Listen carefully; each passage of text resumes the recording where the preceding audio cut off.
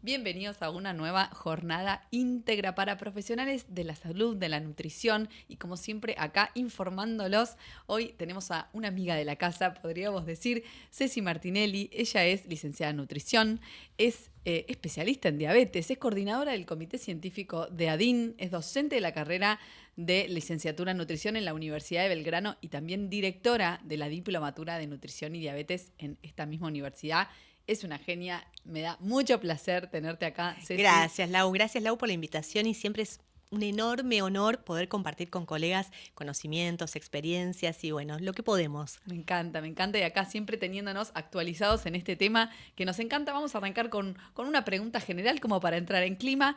Diferencias entre diabetes tipo 1, diabetes tipo 2, LADA y diabetes gestacional. Me encanta, porque la gente cree que diabetes es una misma cosa y yo digo deberían llamarse distinto para no generar confusiones. ¿Cuál es la coincidencia de todas ellas? La hiperglucemia, pero son causas completamente distintas. Vos pensás en la diabetes tipo 1 y tenés que pensar que es una condición autoinmune. Tenés anticuerpos que van a destruir a las células beta, que son las productoras de insulina.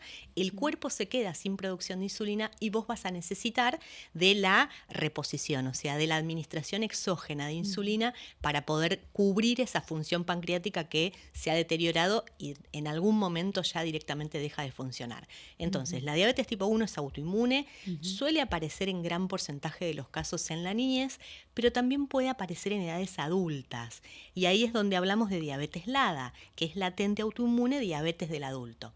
La diabetes LADA puede aparecer cerca de los 30, 40 años, es de aparición a veces abrupta o a veces no. En los niños sí, y generalmente, lamentablemente, en un 70% de los casos hacen una cetoacidosis, que es por falta de insulina, una descompensación que se genera en el cuerpo a causa de esta pérdida que tenemos de glucosa por orina, la oxidación extrema de grasas, la lipólisis, que es esta oxidación descontrolada de grasas, la formación de cuerpos cetónicos disminuye el pH, baja mucho el pH y estamos en una situación de acidez que hace que el cuerpo se descompense. Terminan entonces en una internación, hay que hidratarlos, hay que compensar el medio interno y hay que administrarles insulina. Y van a tener un tratamiento de insulina por mucho tiempo.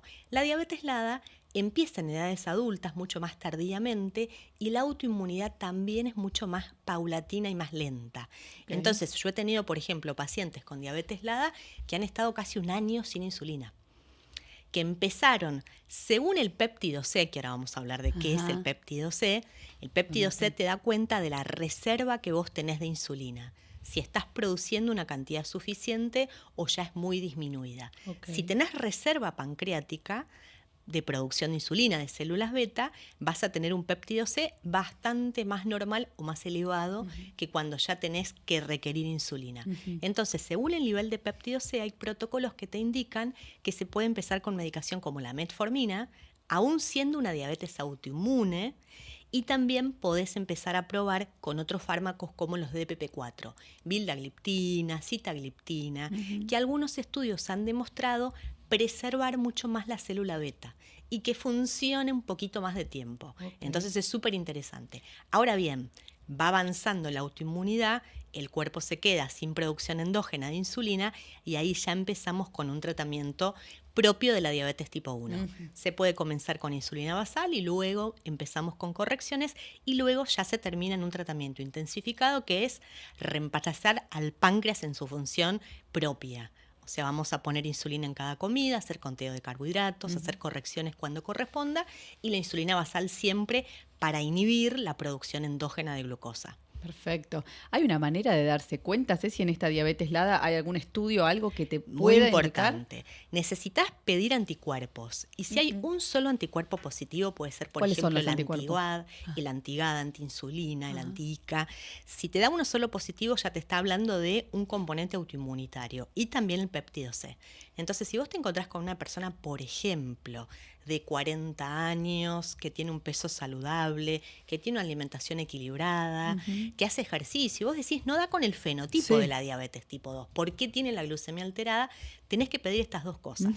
Anticuerpos, como el anti-GAD, es uno de los más afectados generalmente, y vas a pedir péptido C. Si te da el péptido C bajito, o ya empieza a reducirse y te dan anticuerpos positivos, cualquiera de ellos ya es una diabetes LADA. Mira. Lo que no significa que vas a arrancar con insulina, porque si tenés reserva, podés hacerlo un poquito más lento. Ok, pero ya vas abriendo el paraguas, digamos. Son los pacientes más difíciles para mí, esto entre colegas. Obvio. ¿Por qué? Porque la gente empieza con medicación, empieza a acomodar la dieta, de alguna manera como que empieza a hacer ciertos cambios y ya cree que con eso va a alcanzar y no va a avanzar. Y lo vive como algo muy frustrante, esto de que aún comiendo saludable, haciendo ejercicio, teniendo buen peso, va a necesitar insulina toda su vida. Con los niños es diferente, porque es una descompensación grave, aguda, Total. que uno dice, bueno, no, me puse insulina y ya me siento bien, quiero seguir así. Claro. Pero en el caso de los adultos, el proceso como de aceptación de la patología es, desde lo psicológico, yo lo veo mucho más complejo. Sí, y además, como vos decís que se habla con un mismo nombre, patologías que son muy diferentes, Sí. entonces me imagino esa persona, ese adulto que escucha que la diabetes del adulto tiene cura, ¿no? Que ahora escuchamos, ¿no? Bajás de peso. Bueno, cura no, esa es una palabra como muy ambiciosa. Sí, vos decís. Podemos hablar de remisión. Y ahora se hace como una categorización distinta, hay consensos de remisión. Que se hicieron también estos últimos años, en el 2022 se presentaron varios como consensos a partir de recomendaciones que ya venían trabajando. Se habla de remisión de diabetes tipo 2 cuando vos lográs, por lo menos por un lapso de 3 meses, tener hemoglobinas glicosiladas en rangos normales sin medicación. Perfecto. Sin medicación, porque si está con rangos normales de hemoglobina glicosilada, pero con medicación, estamos hablando de una persona con una diabetes bien controlada. Claro. No de una remisión. Perfecto. Pudimos remitir la diabetes, que en general se logra a partir del descenso de peso. Pero son descensos de peso bastante pronunciados y ambiciosos, como de un 15%. Y solamente se puede lograr esa remisión en las etapas más tempranas de la diabetes. Por ejemplo, los primeros 5 años del diagnóstico y tampoco en todos los pacientes. Los estudios te hablan de un 50 hasta 60% de los pacientes. Donde sí se incrementa mucho la remisión o la posibilidad de remisión es en pacientes que hacen cirugía bariátrica. Tenemos tasas de remisión de hasta el 80%. Tremendo. ¿Qué sabemos? Porque hablamos de remisión y no de curación, porque a medida que pasa el tiempo vuelve a aparecer esta disfunción en la célula beta y aparece de nuevo la hiperglucemia. Entonces no es que bajé los 15 kilos y ya me curé. Y ya está. Ya está. No. Total. Pero aunque algunos lo venden así y ese es un problema. Sí, total. Y lo escuchamos cada vez más y por eso digo que qué importante esto que decís con que estos pacientes difíciles, ¿no? De ¿qué porcentaje de las personas con diabetes tienen este tipo de diabetes LADA? Bueno, mira, de la cantidad total de personas con diabetes que tenemos en el mundo, el 90% es diabetes tipo 2, que es la que de alguna manera más nos preocupa, porque es la que se asocia con la mala alimentación, con el sedentarismo, con el sobrepeso. Se habla de epidemias mellizas. A medida que la gente va subiendo de peso, la población, tenemos mayores tasas de diabetes tipo 2. Entonces esa es la que más nos preocupa, aunque la gente crea que es la más benigna. Porque bueno, es silenciosa. De hecho, se dice que el 50% de las personas con diabetes tipo 2 no están diagnosticadas. Wow. Es un porcentaje muy alto. Y tenemos un 10% que corresponde a diabetes tipo 1, un porcentaje muy chiquito de diabetes gestacional, que es una diabetes además transitoria. Hablemos un poquito de eso. Hablemos de diabetes gestacional. Se da en el contexto del embarazo a partir del segundo a tercer trimestre. Si se da en el primer trimestre, decimos que es una diabetes pregestacional que no estaba diagnosticada. O sea, si aparece en el primer trimestre, en realidad se la considera pregestacional. Si aparece posterior a terminado el primer trimestre, decimos que es una diabetes gestacional, que tiene que ver con la insulinoresistencia propia de las hormonas del embarazo. O sea, el embarazo en sí mismo es una condición de una gran insulinoresistencia. Es un momento biológico de la mujer con una gran insulinoresistencia, por todas las hormonas, la lactógeno placentario y todo lo que se produce. Lo que sí sabemos es que ese contexto al que está expuesto el bebé puede también dejar marcas a futuro. Por eso somos súper cuidadosos y también los objetivos glucémicos en el embarazo son mucho más exigentes. En una persona fuera del embarazo, decimos que hasta 140 una glucemia postprandial está bien. Por ejemplo, cuando nos hacemos la curva. La mujer entre la semana 24 o 26 se va a hacer la curva de tolerancia oral a la glucosa y si sus valores dan igual o por encima de 140, ya es diabetes gestacional. Eso en Solo una con persona... nunca me acuerdo, es una sola medición, o sea, con esa prueba. Generalmente le van a hacer un estudio previo de glucosa. Tenemos un protocolo que aparte el Ministerio de Salud lo puso el año pasado en marcha como para llegar a un consenso. Si tenemos glucemias previas en ayunas iguales o superiores a 100, ya es un diagnóstico de diabetes gestacional. Previas. Si además de esa glucosa hacemos una curva, ya con una curva alterada decimos que tenemos el diagnóstico. Lo que no significa que va a requerir de insulina en un primer momento. Yo te diría que el 75 hasta el 80% de las mujeres con diabetes gestacional se manejan súper bien con la alimentación. Perfecto. Sí, además es un momento donde... Estás remotivada. Sí. Y ese tipo de pacientes son súper obedientes. Hacen lo que les pidas. Les decís, anda a caminar después de cada comida y salen a caminar aunque sean las 12 de la noche. Sí. Tal cual. Y el tratamiento en una diabetes diagnosticada como pregestacional, esto que decís, bueno, no estaba diagnosticada, y una diabetes gestacional es igual. El problema es que hay muchos fármacos que en el embarazo no podés utilizar. La metformina está permitida solamente hasta la finalización del primer trimestre. Luego no podés continuar porque las investigaciones han mostrado que puede afectar el peso del bebé, que tengas un bebé con bajo peso al nacer, y eso no es un buen predictor a futuro. Entonces, si no lográs con la alimentación tener buenos valores glucémicos, vas a requerir de la insulina. Entonces sí se trata de una manera bastante similar. Lo que tenés que entender después es que no va a revertir con el nacimiento. La diabetes gestacional revierte con el nacimiento, pero es impresionante. Los valores se normalizan, sale la placenta y está todo perfecto. Decís, wow, ¿qué pasó? En cambio, si tenés una diabetes pregestacional, es muy probable que ya después requieras de un tratamiento según esa diabetes que tenga. Lo más probable es que sea una diabetes tipo 2. Que una diabetes tipo 2 en una mujer joven de edad fértil también es problemática, porque ya viene con insulinoresistencia previa. Claro. Por eso la recomendación es tratar de hacer una adecuada planificación del embarazo. Donde vos ya sepas que no te agarre desprevenida la situación. Tal cual. Entonces, llegar con un buen peso, tener una buena alimentación, para también tener una buena gestación. Total. Porque es un momento de mucha responsabilidad y estamos imprimiendo esto de la epigenética en el bebé. Totalmente. Estamos dejando huellas. Ni hablar. Y hay una manera pienso en esa persona que descubre que de adulto tiene diabetes autoinmune, esta diabetes LADA. La diabetes LADA, sí. Hay, por ejemplo, no sé, hubo factores que, por ejemplo, tuvo un alto peso al nacer, ¿algún indicio desde la autoinmunidad? ¿no? La verdad que tenés que tener una predisposición genética. Y después hay factores detonantes que pueden ser muchísimos.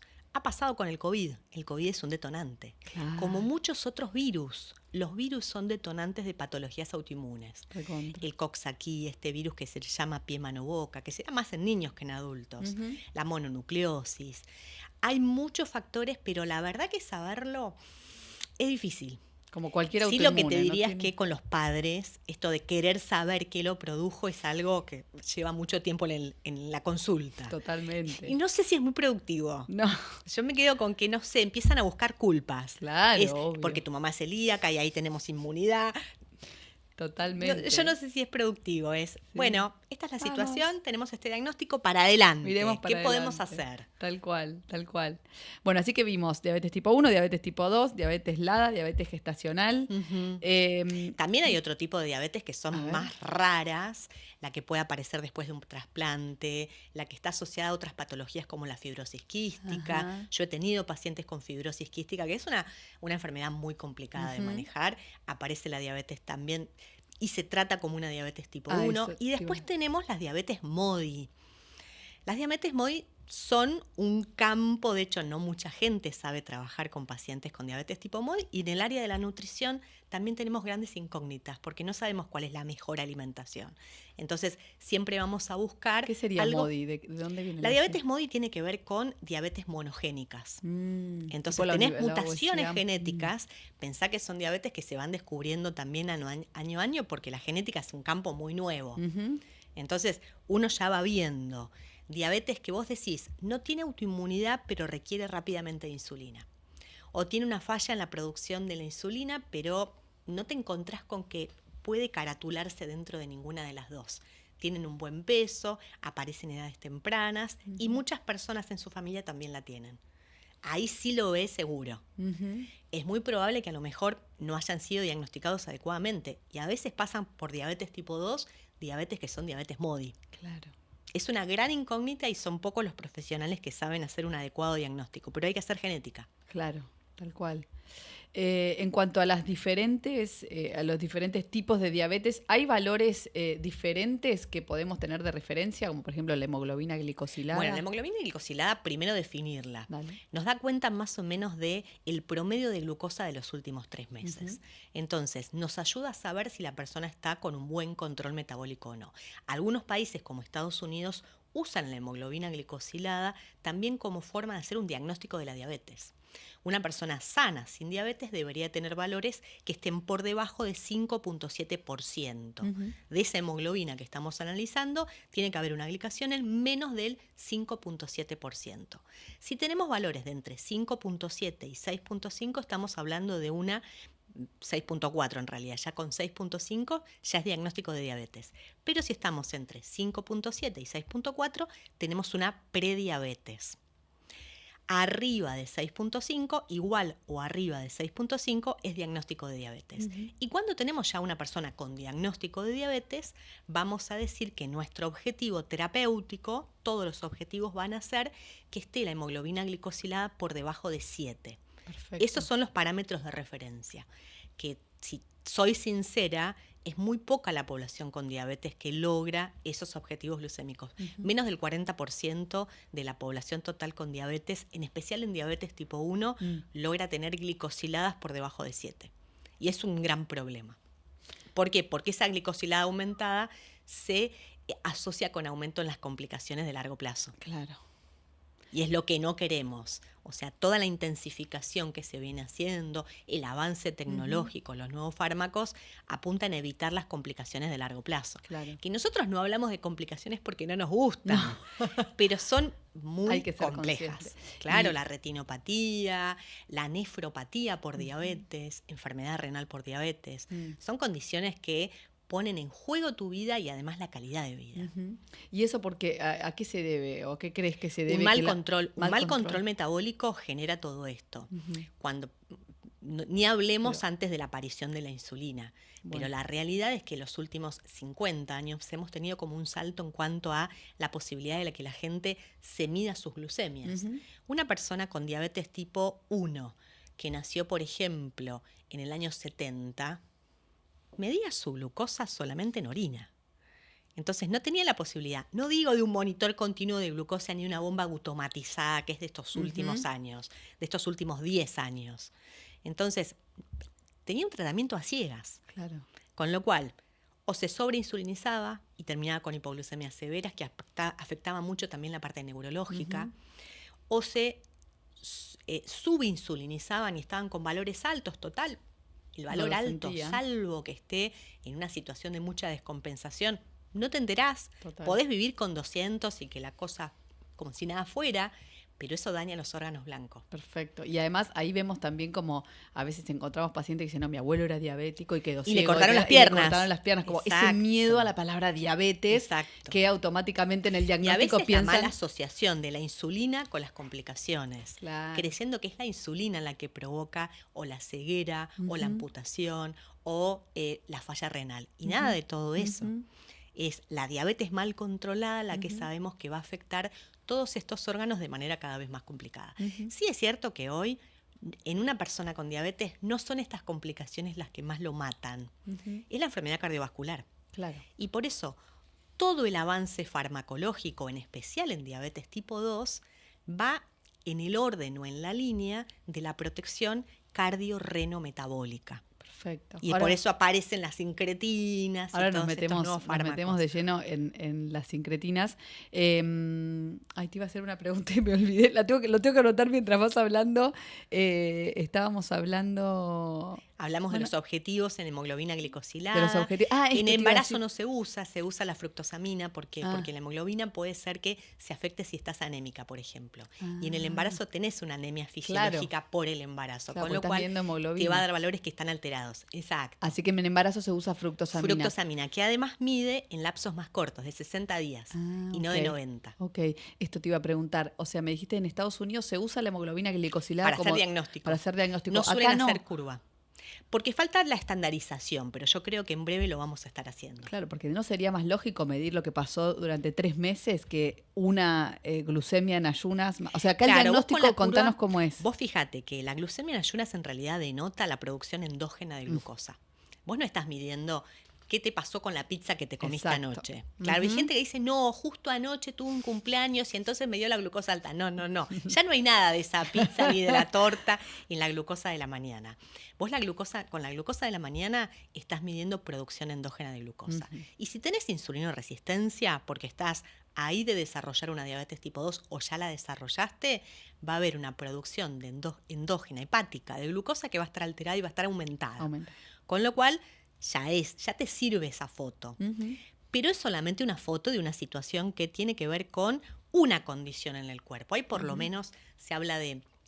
hubo un médico muy famoso de Fronzo que habló del octeto ominoso de Fronzo, que es todas las condiciones patológicas que se dan que llevan a que vos desarrolles una diabetes tipo 2. Alteración en la producción de glucosa a nivel hepático, alteración en la producción de insulina, alteración en la producción de glucagón, alteración en un montón de focos. Él desarrolló 8, ya tenemos más de 12, porque se nos suma la microbiota y se suman un montón de otros factores. También el factor incretina, se disminuye la producción de incretina en la persona con diabetes tipo 2. Entonces uno va viendo... Y después la gente le echa la culpa a los carbohidratos, ¿entendés? Tal cual. Investigadores que dedicaron su vida entera a ver qué estaba pasando a nivel fisiopatológico para que te venga alguien a decir, si te sube la glucemia, sacás los hidratos y listo. Y decís, cual. Caramba, qué manera de simplificar todo esto. Tal cual. Y la verdad es que no, vos podés sacar los carbohidratos y no se va a arreglar toda esa parte fisiopatológica. Tal cual.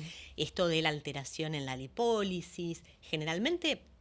Sabemos que hay muchas otras condiciones que vamos a poder también afectar y vamos a poder intervenir. Si vos tenés una persona con diabetes tipo 2 y querés hacer una remisión de la diabetes, tenés que lograr que pierda grasa, tenés que lograr que mejore masa muscular, porque la masa muscular es también un buen predictor de insulinosensibilidad. Excelente. Mayor masa muscular, mayor consumo de glucosa. Entonces tenés más mitocondrias. Claro, ahora que está de moda la mitocondria, que va a consumir esa glucosa. Entonces excelente. Es fundamental. Fundamental cómo cambió el concepto, ¿no? De dónde enfocar el ejercicio. Hace 20 años era aeróbico, hasta incluso para mejorar los niveles de glucemia porque baja la glucemia en el momento. Y pero vos acordate que en una época se desaconsejaba el ejercicio de fuerza en personas con diabetes. Tal cual. Porque decían que subía la glucemia. Subía la glucemia. O sea, esto es algo real en personas con diabetes tipo 1 que debe ser gestionada, pero no por eso lo vamos a estar desaconsejando. Tal cual. Sabemos que el impacto del ejercicio puede ser muy diferencial. Según en una persona con diabetes tipo 2 que hace ejercicio aeróbico, la tendencia de su glucemia es hacia la bajada. Conocerlo es importante para hacer adecuadas intervenciones. Si hace ejercicio anaeróbico o de fuerza, puede ser que su glucemia se incremente por producción de glucagón, adrenalina, noradrenalina, ácido láctico. El ácido láctico es sustrato para la gluconeogénesis, con lo cual puede ser hiperglucemiante. Lo que no significa que sea dañino, todo lo contrario, porque es una hiperglucemia aguda que luego se restablece y que te da muchos beneficios para tener mejor calidad y más fuerza. Excelente. Mejor calidad de músculo y más fuerza. Excelente. Entonces decíamos, hacer ejercicio de fuerza, tener más masa muscular. Esto se me vino la palabra glucocéntrico, ¿no? Esta mirada glucocéntrica que está como muy de moda también, está de moda la mitocondria en base... La glucosa está de moda. Está de moda la glucosa. ¿Cómo te sentís vos que atendés pacientes con diabetes hace tantos años? Yo estoy muy impactada de que la gente se obsesione con determinadas cosas como esto de medirse la glucosa sin tener diabetes. Cuando en realidad hay cosas que sí son mucho más saludables, como decir, hacé tu checklist. Hice ejercicio, dormí adecuadamente, gestiono mejor mi estrés, tengo un peso saludable, estoy comiendo de manera equilibrada. Con ese checklist respondés todo. Y Vas a tener bien la glucosa. Claro, no hace falta que medírtela. estés midiéndote la glucosa. Hoy se está poniendo mucho foco en tratar de evitar o en querer clasificar a los alimentos según ese pico de glucosa que producen. Y hay que entender que la glucemia va variando a lo largo del día y está afectada por un montón de valores o de factores externos, como puede ser el estrés que vos tengas. O sea, lo mismo podés comerlo a la mañana o a la tarde y va a tener un impacto completamente distinto. Tremendo. Si vos hiciste ejercicio vas a estar más sensible, si por ejemplo dormiste más, vas a estar con valores más altos porque vas a tener niveles de cortisol más elevados. Pero clasificar a los alimentos por esos picos de glucosa que generan, a mí me parece sumamente peligroso. De hecho, hoy se está hablando de la glucorexia, que es esta obsesión de querer tener bajo control valores de glucemia en personas saludables, no en personas con diabetes. Claro. Entonces, hay que tener mucho cuidado porque se puso de moda el uso de monitores continuos de glucosa en personas sin diabetes. De hecho, perdón, pero la marca que los vende, digamos, lanzó una línea para personas. Obvio, dijeron, acá está el negocio. El negocio, imagínate. Imagínate, ¿qué porcentaje de la población mundial utilizará el monitor continuo de glucosa? Si se lo damos a todo el mundo, y claro, listo, y todos nos obsesionamos. A mí me preocupa muchísimo. Obvio, me preocupa muchísimo, primero y principal, porque no está estudiado en personas sin diabetes. Tenemos muy pocos estudios. Y también es cierto que tiene muchas limitaciones el dispositivo. Es fantástico para alguien con diabetes tipo 1. Está en discusión o está en estudio para personas con diabetes tipo 2 y con ciertos fármacos. Que uno dice, bueno, a lo mejor puede tener conciencia esa persona de cómo impactan los alimentos, cómo impacta el ejercicio, cómo cuando hace ejercicio sus glucemias están mucho más estables y mucho más disminuidas. Pero en personas sin diabetes no tenemos mucha investigación y me parece sumamente peligroso que uno se ponga a sacar alimentos porque tienen impacto en la glucemia, cuando es algo completamente fisiológico, que tengamos oscilaciones de la glucosa. Si la glucosa no se mueve, estamos muertos. Claro. Ahora, yo siempre digo, preocuparnos porque la glucosa se incremente después de algunas comidas es como preocuparnos porque el ejercicio nos aumenta la frecuencia cardíaca. Claro, tal cual. Decís, la presión arterial. Claro. Vas a correr, te va a subir la presión, te van a subir las pulsaciones y es absolutamente normal. El cuerpo te está diciendo, estoy bajo una situación de estrés o necesito llevarle más oxígeno al músculo o necesito cubrir una demanda más exigente en el momento del ejercicio. ¿Qué pasa con la glucemia? La glucemia sube porque tiene que entrar a la sangre antes de ir a las células, pero así como sube, baja. Claro. Y eso no es patológico. No hay estudios que hayan mostrado que esas oscilaciones sean patológicas. Lo que sí, o sea, si hay oscilaciones todo el tiempo y durante mucho tiempo del día, o durante gran parte del día la glucosa está alta, entiendo que eso en una hemoglobina glicosilada te sale. Claro, ¿o no? Ahí está el punto. Una glucemia que sube porque vos comiste un alimento, pero que en un transcurso de las 2 horas va bajando, no es para nada patológica.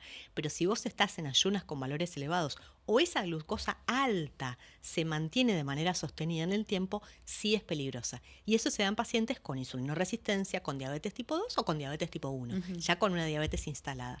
Y por eso usamos a la hemoglobina glicosilada como una forma de también medir ese control glucémico que tenemos. En personas, por ejemplo, antes se usaba en diabetes 1 solamente la glicosilada. Ahora usamos tiempo en rango, que es, establecemos rangos de 70 a 180, porque también el objetivo glucémico que tenemos es un poquito más flexible que en personas sin diabetes, que sería hasta 140, y decimos, si logramos tener un 70% del tiempo en rango, estamos súper bien.